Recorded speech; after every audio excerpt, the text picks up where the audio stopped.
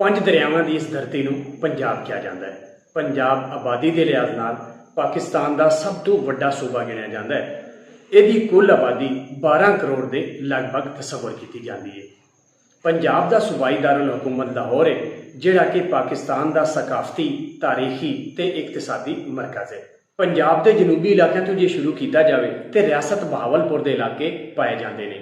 बहावलपुर नवाबों का शहर है। इसनूं सिटी ऑफ द पैलेस भी कहा जाता है, क्योंकि इत्थे नवाबों ने बहुत सारे महलात तामीर किए हैं, जिन्हां विचों नूर महल, दरबार महल ते गुलजार महल सरे फहरिस्त ने, जिहड़े कि सकाफती विरसा भी रखते हैं। बहावलपुर तो 100 किलोमीटर की दूरी ते मुल्तान मेरी जान, मुल्तान नूं औलियाए कराम का शहर भी कहा जाता है, क्योंकि इत्थे बहुत सारे औलियाए कराम के मज़ारात पाए जाते हैं, जिन्हां विचों सरे फहरिस्त शाह शम्स तबरेज़ रहमतुल्लाह अलैह और बहाउद्दीन ज़करिया रहमतुल्लाह अलैह दे मज़ारात शामिल ने। मुल्तान का सोहन हलवा पूरे पाकिस्तान दे विच मशहूर है।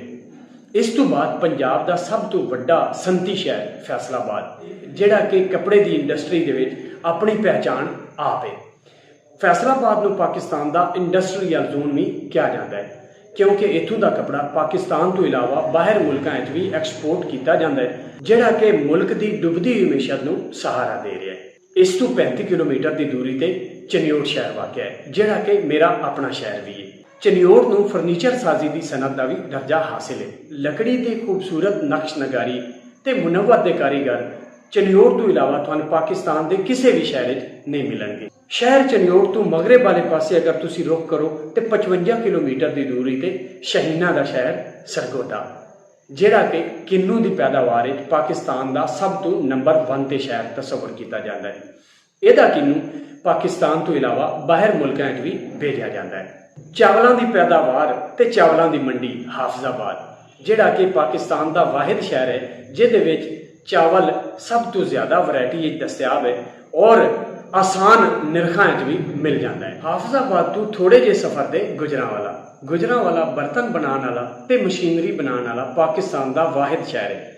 इत्थों की मशीनरी पखे, इस्त्रियां, वाशिंग मशीनां, ड्रायर मशीनां वगैरह और किसी भी जगह पर नहीं बनाई जांदियां। ते खेलों का सामान बनाने वाला पाकिस्तान का वाहिद शहर सियालकोट। इत्थे स्पोर्ट्स का सामान पाकिस्तान तो इलावा दुनिया के पेशतर मुल्कों में भेजा जाता है। ते इस तो इलावा पंजाब के जितने भी शहर ने वो साडे दिल और साडी जान ने।